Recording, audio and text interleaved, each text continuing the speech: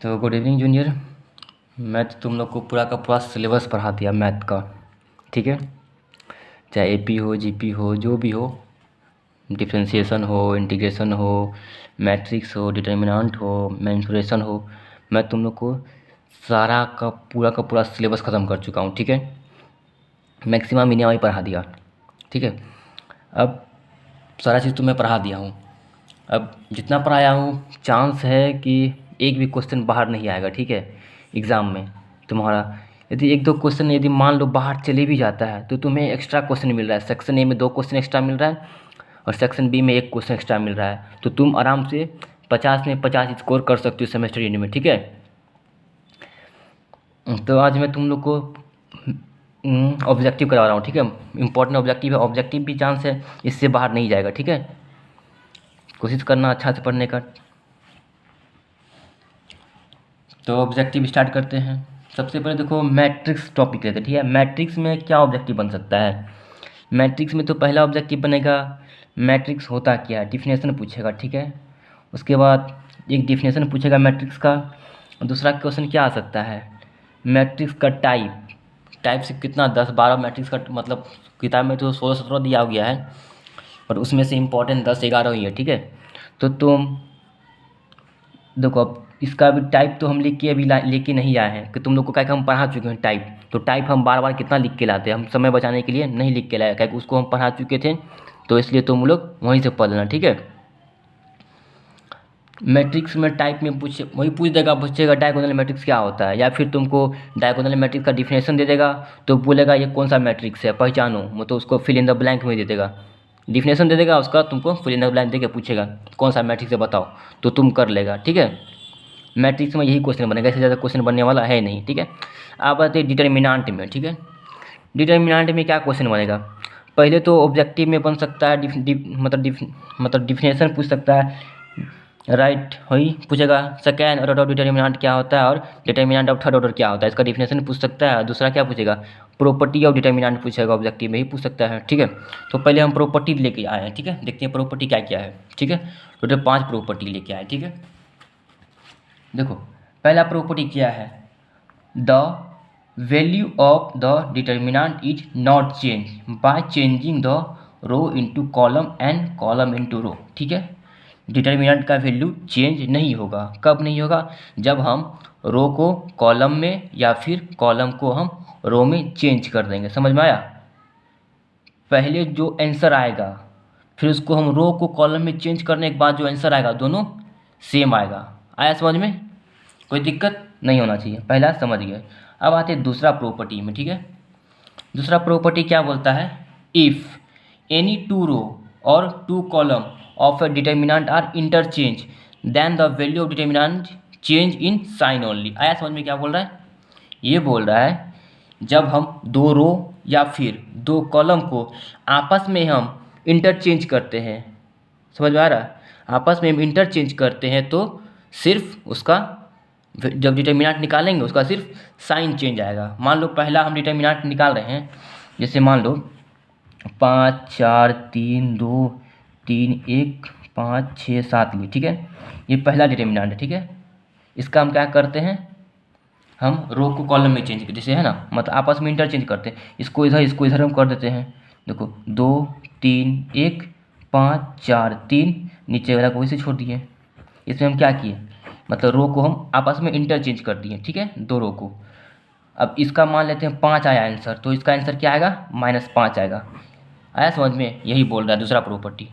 अब तीसरा प्रॉपर्टी क्या बोलता है, देखो तीसरा प्रॉपर्टी बोलता है इफ़ एनी 2 रो और 2 column of a determinant are identical then the value of determinant is 0। आया समझ में, ये बोल रहा है जब डिटर्मिनेंट में ये 2 रो का या फिर 2 कॉलम का सेम टू सेम वैल्यू रहेगा तो मतलब उसका डिटर्मिनेंट 0 आएगा। जैसे मान लो 5 5 5 सॉरी देखो 3 4 5 3 4 5 6 2 3 लेते, ठीक है। ऐसा समझ में, देखो ये सेम है ना, रो मतलब सेम ले लिया, रो में ये भी सेम है ये भी सेम है, तो इसका डिटर्मिनेंट निकालेंगे तो क्या आएगा, 0 आएगा। ऐसा समझ में, ये तीसरा प्रॉपर्टी ये बोल रहा था। कोई दिक्कत नहीं होना चाहिए। ओके, अब आते हैं नेक्स्ट में। अब देखो चौथा प्रॉपर्टी क्या बोलता है, क्या बोलता है, देखो if all the element of a row या फिर column of a determinant are zero then the value of determinant is zero. क्या बोल रहा है, क्या बोला, देखो कोई भी ये देखो क्या बोल रहा है, रो का या फिर कोई कॉलम का सिर्फ एक, या रो का सिर्फ या एक कॉलम का सभी का सभी एलिमेंट जीरो होगा तो उसका डिटर्मिनेंट जीरो, मतलब जीरो आएगा। जैसे मान लो 0 0 0 3 4 5 6 7 8 है ना, इसमें एक कॉलम का सब एलिमेंट जीरो है तो इसका डिटर्मिनेंट आएगा जीरो। आया समझ में। अब ये क्या बोला, देखो if all the element of one row या column of a determinant are multiply by same factor के, ठीक है, के से उसको हम गुना किए तो डिटर्मिनेंट का वैल्यू क्या हो जाएगा, के टाइम्स, मतलब के गुना हो जाएगा। अरे समझ में है ना, सिंपल, तो कर लेना। तो हम तुमको कितना प्रॉपर्टी बताए, 5 प्रॉपर्टी, याद रहेगा पाँचों प्रॉपर्टी, सॉरी याद रहेगा तुमको पाँचों प्रॉपर्टी याद रखना, ठीक है। हमको लगता है एक एग्जाम में दे देगा, ठीक है, दे देगा, मतलब ये पूरा दे देगा, बोलेगा क्या चेंज होगा तो तुमको बताना है, ठीक है, फिर इन द ब्लैंक देके करेगा, तो कर लेना, ठीक है। एक बार और बता दे, या फिर समझ गया, समझ गया अगर तुम लोग एक बार पहले पढ़ा चुके हैं, दूसरा बार तुम लोग को बताया अभी, ठीक है।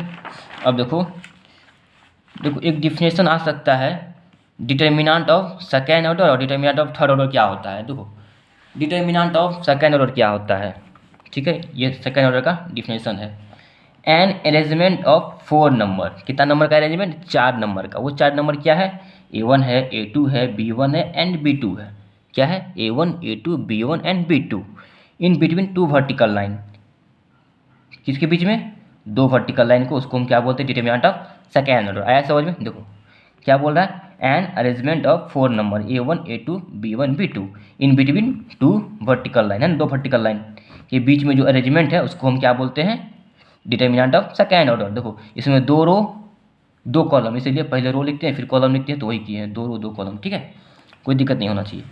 अब देखो डिटर्मिनेंट ऑफ थर्ड ऑर्डर, इसका डिफिनेशन क्या होता है, एन अरेंजमेंट ऑफ 9 नंबर, उसमें कितना नंबर था, 4 नंबर, इसमें कितना है, 9 नंबर का अरेंजमेंट। वो 9 नंबर क्या क्या है, A1 है, A2 है, A3 है, B1 है, B2 है, B3 है, C1 है, C2 है, C3 है in between 2 vertical line is called as determinant of third order. आए समझ में।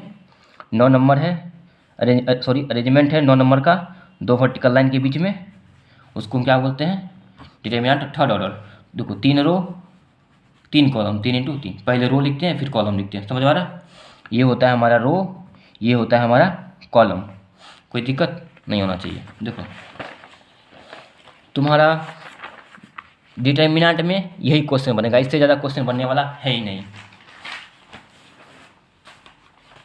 ठीक है। अब आते हैं हम लोग नेक्स्ट टॉपिक पे, मेंसुरेशन पे, ठीक। देखो मेंसुरेशन में एक तो पहले इसका डिफिनेशन आएगा। डिफिनेशन क्या होता है, डिफिनेशन क्या होता है, इट इज़ अ साइंस, क्या है, एक प्रकार साइंस है, विच इन्वेस्टिगेट, क्या इन्वेस्टिगेट करता है, लेंथ ऑफ द लाइन, देखो लाइन का length and area of the surface and volume of the solid. ये तो तुम लोग बहुत पहले से याद करके रखे होंगे, ठीक है।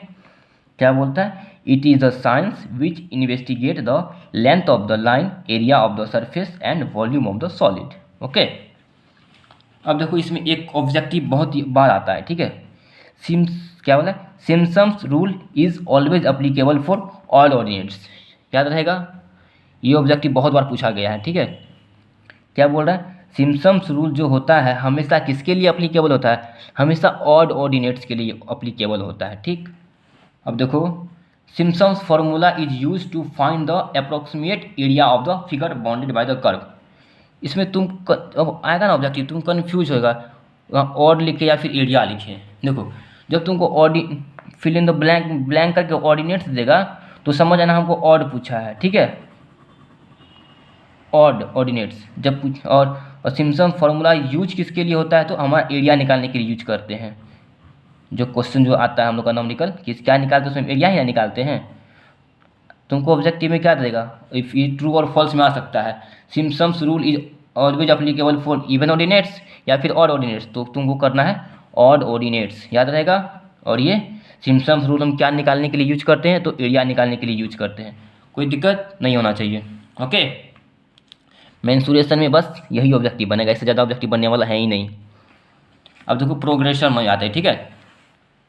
देखो इसमें तो तुम लोग को तो हम पढ़ाई दिए AP GP HP निकालने के लिए। अब देखो उसका न्यूमेरिकल तो यहाँ पे हम लेके आएंगे नहीं, जो ऑब्जेक्टिव में आएगा। यदि ऑब्जेक्टिव में आएगा तुमको हम पढ़ा चुके हैं कैसे निकालना है, एनएट टर्म निकालने कैसे निकालते हैं, एनएट टर्म कैसे निकालते हैं AP में, फिर सम ऑफ एनएट टर्म कैसे निकालते हैं AP में, फिर GP में एनएट टर्म कैसे निकालते हैं, वो तो तुम लोग को फॉर्मूला हम लिख बता चुके हैं, ठीक है।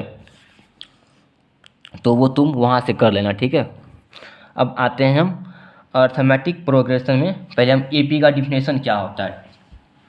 AP का डिफिनेशन होता है क्वांटिटी या फिर number of a sequence are said to be AP when they increase और decrease by a fix number. और उस फिक्स नंबर को क्या बोलते हैं, the fix number is called as common difference.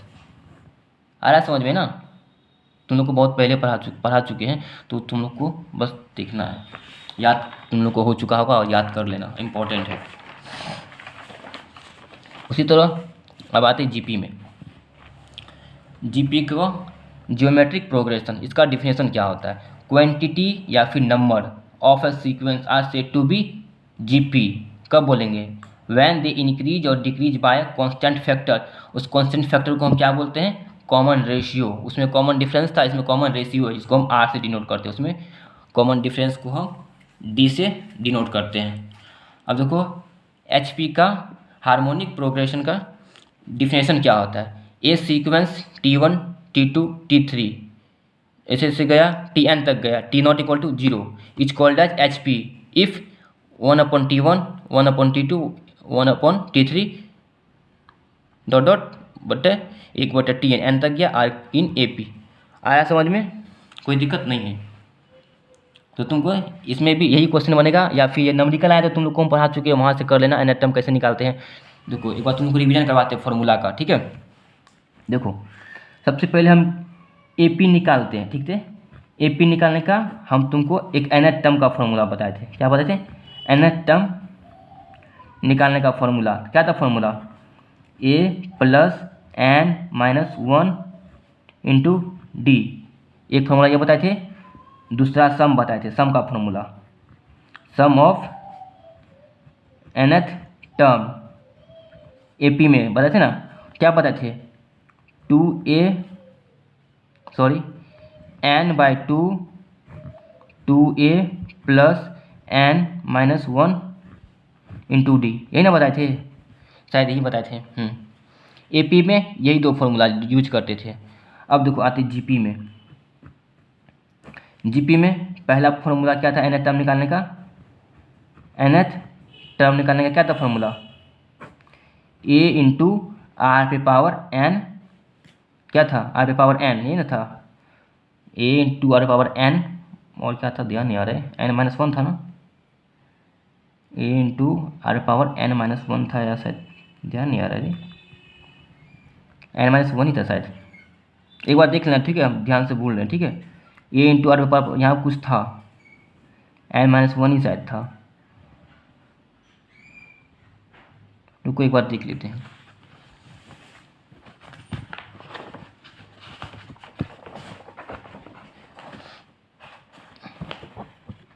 हाँ वही है,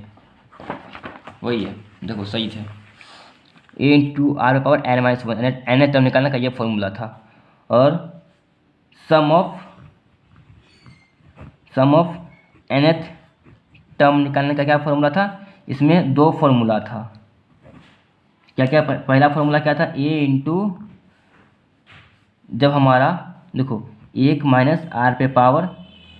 R⁴n बटे 1 - R, ये ना था, जब हमारा ये कब लागू होता था, जब R हमारा मतलब 1 से कम, मतलब निगेटिव में होता था, रेशियो कॉमन रेशियो जब हमारा निगेटिव में होता था। एक फॉर्मूला क्या था, A इंटू R⁴n-1 बटे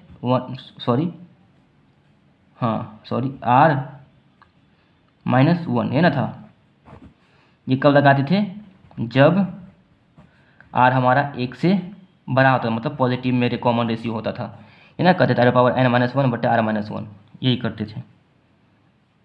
समझ में आ रहा है ना। दो इसका भी तुमको रिवीजन करवा दिया हम। और एच का निकाले तुमको तो बता ही दिए थे।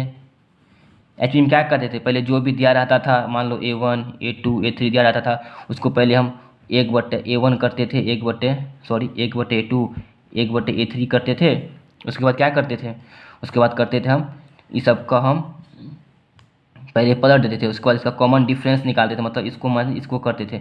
आने के बाद जो भी आता था फिर उसको पहले हम उसको AP निकालते थे। AP निकालते थे किस पे, A+n-1 इंटू डी निकाल लिए। उसके बाद जो भी आंसर आ रहा था उसको हम 1/, जो भी आंसर है उसको हम ऐसे नीचे में डाल देते थे, ये ना करते थे लास्ट में।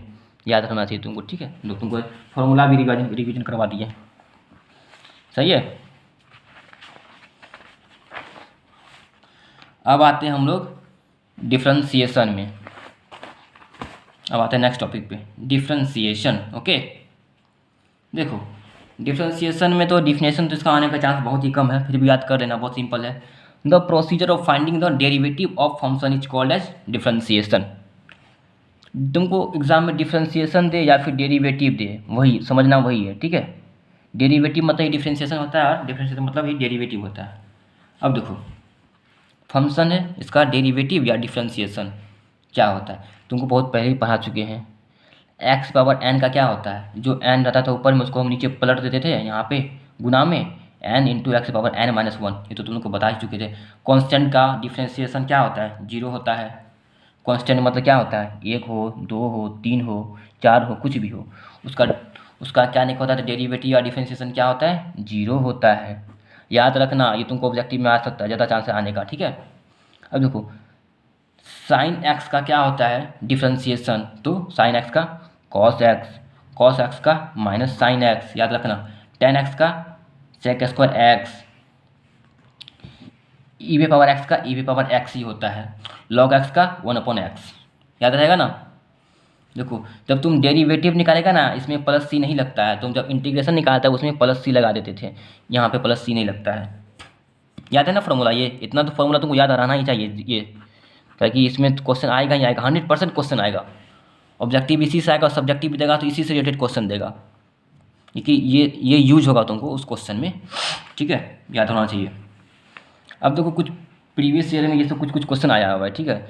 जैसे derivative of a constant term is, क्या होगा इसका आंसर तुम बताओ, 2024 में आया हुआ है। क्या बोला, derivative of constant term is 0। देखो हम यहाँ लिखे थे ना कांस्टेंट का डिफरेंशिएशन क्या है, 0, तो यहाँ क्या लिखना है आंसर 0, ठीक है। अब देखो derivative of log x with respect to x is 1/x, true या फॉल्स है। इसका मतलब भी वही हुआ जो हम यहाँ पे लिखे थे, है ना। log x का डेरिवेटिव मतलब ही डिफरेंशिएशन होता है, log x का विथ रेस्पेक्ट टू x, यही है with respect to x। Derivative of log x with respect to x का क्या होता है, log x होता है 1/x होता है, तो ट्रू, ये क्या है हमारा ट्रू है। आ रहा है समझ में। अब देखो derivative of function is unique, क्या है ये, यूनिक है नहीं है, तो ये यूनिक है। आया समझ में। डेरिवेटिव ऑफ फंक्शन क्या होता है, यूनिक होता है, याद रखना, रट लो इसको, एग्जाम में बहुत ज़्यादा चांस आने का। देखो इसको ये भी क्वेश्चन में प्रीवियस आया हुआ है, if k is a constant and v is a differentiable function of x then d/dx k/v, तो इसका आंसर ये होगा, ठीक है। हम निकाल के लाए हैं, तो तुम माइनस के कॉन्स्टेंट है v⁻1 बटे v⁻2, इसको रट लेना, ठीक है। हो गया।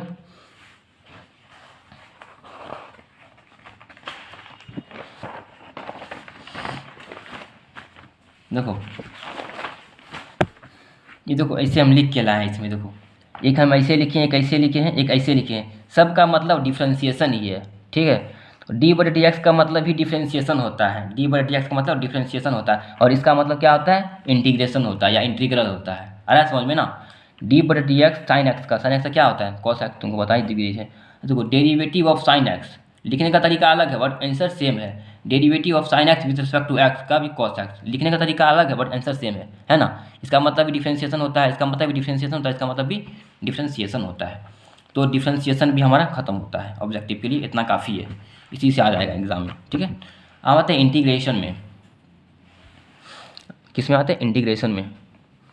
देखो इंटीग्रेशन में क्या है, पहले इसका डिफिनेशन देखते हैं। इसका डिफिनेशन है the procedure of finding integral is called as integration. क्या है, the procedure of finding the integral is called as integration. आया समझ में। जैसे उसमें हम डिफ्रेंसिएशन को हम डेरिवेटिव लिखते थे, उसी तो इंटीग्रेशन में हमको क्या लिखेंगे, इसको इंटीग्रल लिखेंगे, इंटीग्रल। ठीक है, देखो integrated means to be obtain integral, इतना इसको, इस लाइन को याद रट्टा मार लो। ठीक है, आया तो नहीं है एग्जाम में, बट फिर भी देख लो। Integrated means to obtain the integral. Okay, अब देखो इंटीग्रेशन और डिफ्रेंशिएशन आर इनवर्स प्रोसेस। देखो डिफ्रेंशिएशन तुमको बहुत पहले भी पढ़ा चुके थे, जब डिफ्रेंशिएशन इंटीग्रेशन पढ़ाए थे तो तुमको बताए थे ना, डिफ्रेंशिएशन और इंटीग्रेशन दोनों एक दूसरे का रिवर्स प्रोसेस है, मतलब उल्टा है, इनवर्स है। आ रहा समझ में ना, इनवर्स उल्टा है। देखो the indefinite integral of a function is not unique but definite integral of a function is unique। देखो तो इसमें कन्फ्यूजन होगा। देखो एक इंडिफिनिट, तुमको पता था ना, एक इंटीग्रेशन कितना होता था, दो, एक इंडिफिनिट इंटीग्रेशन होता था, एक डिफिनिट इंटीग्रेशन होता था। डिफिनिट इंटीग्रेशन में क्या प्लस सी लगता था ना, और इसमें देखो इसमें कैसे लिखते थे, ऐसे ऐसे आता था, ऐसे ऐसे करके, बट इसमें डिफिनिट में क्या आता था, अपर लिमिट लोअर लिमिट आता था ना, अपर लिमिट लोअर लिमिट। इसमें आंसर सी के साथ होता था, प्लस सी के साथ लास्ट में, इसमें प्लस सी के साथ आंसर नहीं होता था। अरे समझ में, इसको रट्टा मारना। इनडिफिनिट आ गया तो इंडिफिनिट इंटीग्रेशन पूछेगा या इंटीग्रल पूछेगा तो नॉट यूनिक। बट यदि डेफिनिट दे दिया, याद रखना तुमको एग्जाम में जाकर तुम ये आएगा ही आएगा, तुम कन्फ्यूज होगा। तो the definite integral of a function is unique, याद रखना। ठीक है, ये यूनिक होता है, ये नॉट यूनिक होता है। और डेरिवेटिव ऑफ फंक्शन क्या होता है, डेरिवेटिव का यूनिक होता है, याद रहेगा ना। देखो यूनिक किसका किसका होता है, एक तो हमारा डिफ्रेंशिएशन का यूनिक होता है, दूसरा डेफिनिट का। देखो उसमें भी डिफ्रेंशिएशन आ रहा था, उसमें भी डी था, इसमें भी डी है ना, स्टार्टिंग में डी है, उसमें भी स्टार्टिंग में डी था, तो डी डी आएगा तो यूनिक, आई लग गया तो नॉट यूनिक। इतना इसे तुम याद रहेगा, आई लग गया तो नॉट यूनिक। अब याद रहेगा ना, बस इतना ही पूछेगा तुमसे ट्रू फॉल्स में, अब तुमको याद रहेगा। अब देखो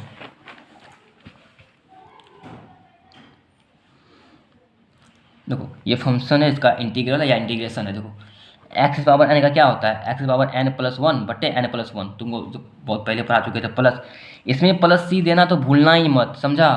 प्लस सी तुम नहीं दिया आंसर तो तुम, यदि तुमको ये दे दिया, इसका पूछ दिया तुमको डेरिवेटिव सॉरी इंटीग्रल या इंटीग्रेशन, तो तुम सिर्फ इतना लिख के आया ना, प्लस सी नहीं लिखा तो तुमको नंबर नहीं मिलेगा, नंबर देगा ही नहीं। तो तुमको प्लस सी लगाना अनिवार्य है, समझ आया ना। इस तरह दिया तो तुमको प्लस सी लगाना अनिवार्य है। यदि इस तरह से दिया अपर लिमिट लोअर लिमिट, तब तुम वहाँ प्लस सी नहीं लगाएगा तो चलेगा, वहाँ तुमको प्लस सी नहीं लगाना है। बट सिर्फ इस तरह से दिया तो तुमको वहाँ पे लगाना पड़ेगा ही पड़ेगा। आ रहा है समझ में ना क्या बता रहे हैं, प्लस सी लगाना अनिवार्य है। साइन एक्स का क्या होता है, माइनस कॉस एक्स प्लस सी। फिर कॉस एक्स का इंटीग्रेशन क्या होता है, साइन एक्स प्लस सी। फिर सेक एक्स डी एक्स का क्या होता है, टेन एक्स प्लस सी। फिर ई पावर एक्स का ई पावर एक्स, उसमें भी होता था ई पावर एक्स का ई पावर एक्स, यहाँ भी होता है वही। एक बट्टे एक्स का, देखो उसमें क्या बताते हम, लॉग एक्स का डेरिवेटिव क्या बताते थे, वन बट्टे एक्स, तो यहाँ पे वन बट्टे एक्स का लॉग एक्स है ना उल्टा, ए वे पावर एक्स का ए वे पावर एक्स डिवाइडेड बाय, देखो जो ए रहता है ना, ए वे पावर कुछ का ए पावर कुछ बट्टे लॉग जो ए रहता है उसको वहीं लिख देना प्लस सी। आ रहा है समझ में। इसमें इतना ही फॉर्मूला है, ये फॉर्मूला तुम देख लेना और तुमको एग्जाम में काम बहुत ही ज़्यादा हेल्पफुल होगा तुम्हारे लिए। ठीक है, इतना कर लो तो तुम्हारा ऑब्जेक्टिव आज ख़त्म होता है। हमको नहीं लगता ऑब्जेक्टिव इससे बाहर जाएगा। ठीक है, ऑब्जेक्टिव भी इसी के अंदर आ जाएगा जितना बताए हैं। तो तुम लोग को हम पूरा सिलेबस पढ़ा चुके हैं, पूरा, चाहे वो सब्जेक्टिव हो चाहे वो ऑब्जेक्टिव हो, तो तुम लोग मन लगा के पढ़ाई करो। उम्मीद है तुम लोग बहुत ही बेहतरीन करोगे एग्ज़ाम में। तुम लोग भी कोशिश करोगे आउट ऑफ मार्क्स लाने का, 10 CGP तुम लोग भी लाओ और मैथ वाले सर से 1000 रुपया इनाम ले जाओ, जैसे हम लोग को भी मिला था। हमको भी सर दिए थे 1000 रुपया इनाम, तो तुम लोग को भी देगा।